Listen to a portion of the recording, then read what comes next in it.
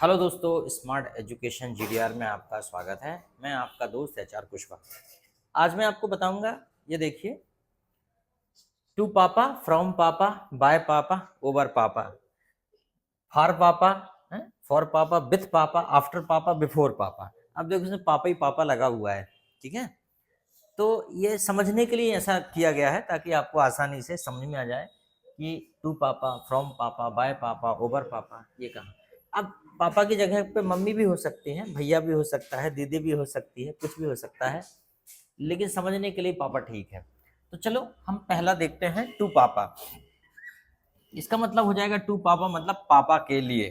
देखो जरा, टू पापा मतलब पापा के लिए या पापा को। जैसे कि जैसे हमने कहा, give this book to my papa. ठीक है, हम ये कह सकते हैं, number one, give, number one, give this book to my father. पापा भी कर सकते हो, फादर भी कर सकते हैं। Give this book to my papa या टू माई फादर, तो कोई दिक्कत। टू पापा, जैसे कि I want to talk to my papa, मैं पापा से बात करना चाहता हूँ। तो यहाँ भी पापा से या पापा को दोनों स्थिति में लगा सकते हो, पापा को या पापा से। जैसे I want to talk to my papa. अगला है फ्रॉम पापा। सीधी सी बात है, फ्रॉम का प्रयोग वहां करते हैं जहां से होता है, लेकिन ये वाला से नहीं कि मैं बात करना चाहता हूँ, ये नहीं। जैसे कि मेरे पापा से कुछ पैसे ले लो। ठीक है, तो क्या हो जाएगा, चलो इसको करते हैं पापा से। तो देखिए, take some money, take some money from from my papa या from my father. Take some money from my papa या from my father.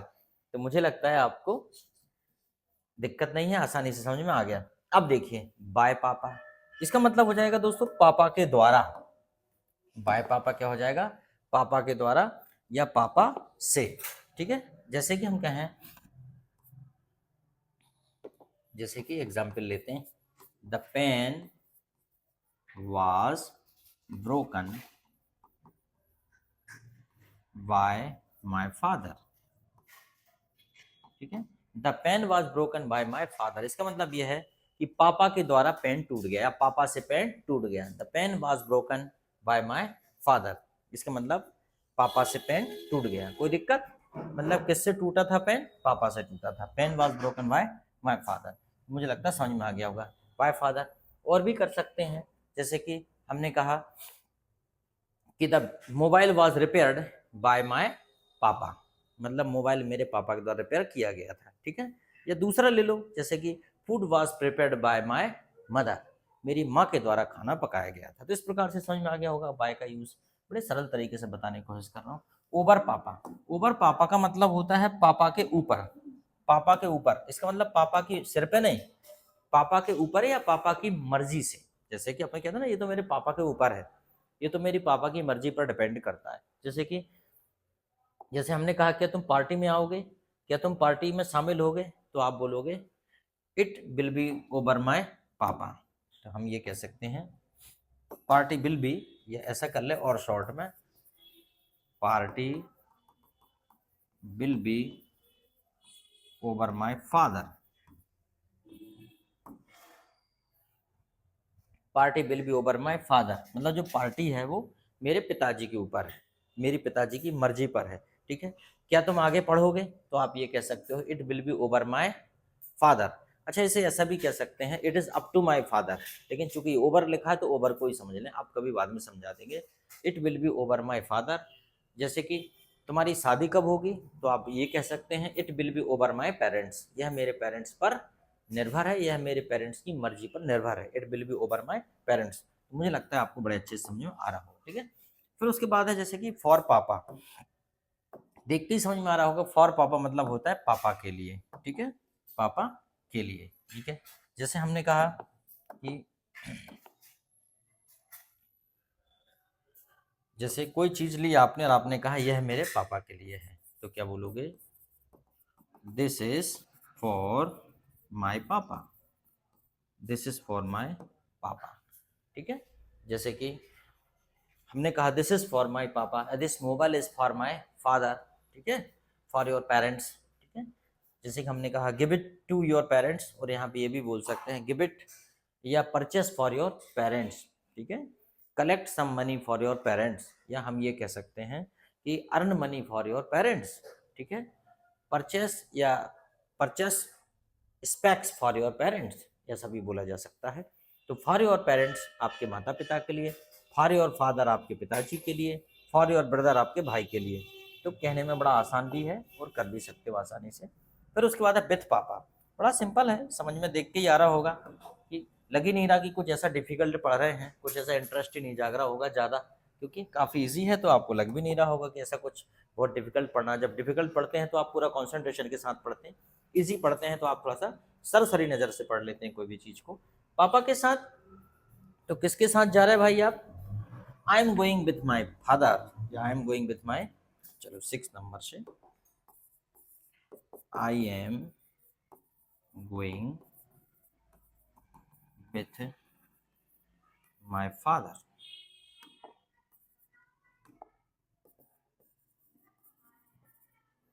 I am going with my father, मैं अपने पिताजी के साथ जा रहा हूँ। I am going with my father.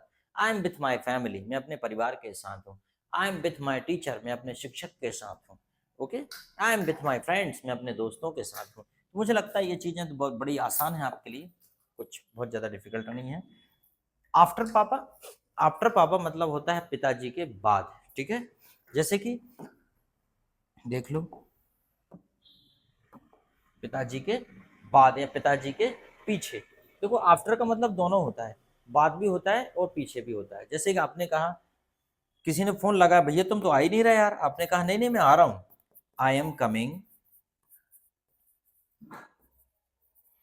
I am coming after my father, मैं मतलब अपने पापा के पीछे आ रहा हूँ। I am coming after my father. अच्छा, उन्होंने कहा कि तुम कब आ रहे हो, तो आपने कह दिया कि मैं पिताजी के पहले आ रहा हूँ। इसे ऐसा भी कर सकते हैं, I am coming before my father, before my father.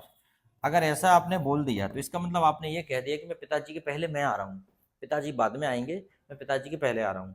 तो जब कभी भी ट्रेन में अगर हम चढ़ते हैं तो जो हमारा सीनियर होता है उससे हम बोलते हैं कि आफ्टर यू, ये नहीं बोलते बिफोर यू, नहीं, उससे बोलते आफ्टर यू। उसने कहा हाँ हाँ बेटा चढ़ो, आपने बोला नहीं नहीं आफ्टर यू, इसका मतलब है कि आपके बाद, पहले आप जाइए उसके बाद फिर मैं आऊँगा, आफ्टर यू। ठीक है, फिर उसके बाद है नेक्स्ट वन, तो बिफोर भी हो गया।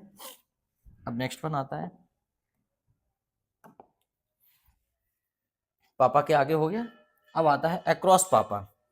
तो अक्रॉस पापा का मतलब यहाँ पे ये हो जाएगा कि मतलब पापा के अलावा किसी को नहीं। ठीक है, ये पापा के अलावा।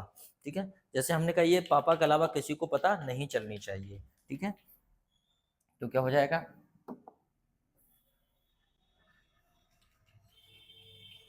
जैसे हमने कहा यह कोई नहीं जानता पापा के अलावा, तो हमने कहा nobody knows across, across my father. मुझे थोड़ा सा क्या है बोर्ड में लिखने में काफ़ी दिक्कत है, थोड़ी सी, काफ़ी दिक्कत नहीं मतलब थोड़ी सी, मैं उतना कंफर्टेबल नहीं हूँ बोर्ड पे, क्योंकि ये काफ़ी चिकना है और स्कूल के जो बोर्ड है वो चौक से लिखना पड़ता है, तो वहाँ पे काफ़ी रगड़ के लिखना पड़ता है, और ये काफ़ी सॉफ्ट है तो मैं थोड़ा सा बैलेंस नहीं कर पाता, इसलिए ये मैं बहाना बना सकता हूँ आपके सामने। Nobody knows across my father, मेरे पिताजी के अलावा कोई नहीं जानता। Nobody knows across my mother, मेरी माता जी के अलावा कोई नहीं जानता। Nobody knows across my teacher, मेरे टीचर के अलावा कोई नहीं जानता। तो आसानी से आप ये कर सकते हैं। उसके बाद आता है एबोव पापा। एबोव पापा का मतलब क्या होता है, पापा के ऊपर नहीं, पापा के ऊपर नहीं है, पापा से बढ़कर है। ठीक है, पापा से बढ़कर। Nobody above my father. ठीक है, nobody is my family above my father, तो हम ये कर सकते हैं nobody, nobody is in my family above my father.